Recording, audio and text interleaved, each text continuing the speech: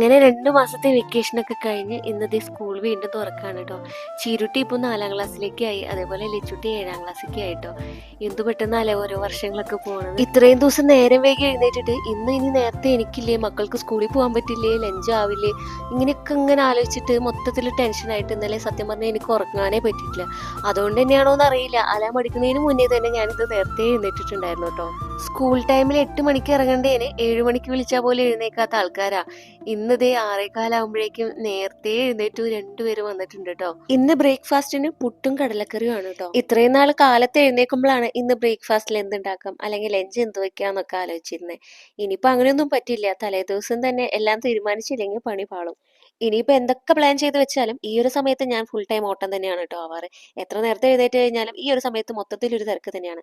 ഇന്നിപ്പോ ലഞ്ചൊന്നും കൊണ്ടുവേണ്ടാത്തത് കൊണ്ട് തന്നെ പണികളൊക്കെ നേരത്തെ കഴിഞ്ഞ് മക്കളുടെ കൂടെ ഇങ്ങനെ ഒന്ന് ഇരുന്ന് വർത്താനം പറയാനായിട്ട് പറ്റി. ഇപ്രാവശ്യം പിന്നെ ഇവര് സ്കൂൾ ബസ്സിലാണ് കേട്ടോ പോകുന്നത്. കഴിഞ്ഞ പ്രാവശ്യം വരെ പ്രൈവറ്റ് ബസ്സിലായിരുന്നു. അതുകൊണ്ട് തന്നെ സ്കൂൾ ബസ്സിന്റെ ടൈം കറക്റ്റ് ആയിട്ട് നമുക്ക് നിശ്ചയം ഉണ്ടായിരുന്നില്ല.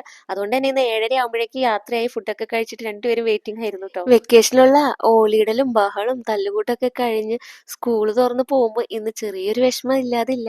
കാരണം ഇനി ഇവര് പോയി കഴിഞ്ഞാൽ നമ്മൾ വീണ്ടും ഇവിടെ ഒറ്റയ്ക്കല്ലേ. അത് ആലോചിക്കുമ്പോൾ ചെറിയൊരു വിഷമമുണ്ട്. കാരണം എന്തൊക്കെ പറഞ്ഞാലും അവരുണ്ടെങ്കിൽ തന്നെയാണ് നമുക്ക് ഇപ്പോഴും സന്തോഷം ഉണ്ടാവുള്ളൂ അല്ലെ. അപ്പൊ ഇന്നത്തെ വിശേഷങ്ങൾ ഇത്രയൊക്കെ ഉള്ളൂ. മറ്റു വിശേഷങ്ങളായിട്ട് നമുക്ക് വീണ്ടും കാണാം. അതുവരേക്കും ബൈ.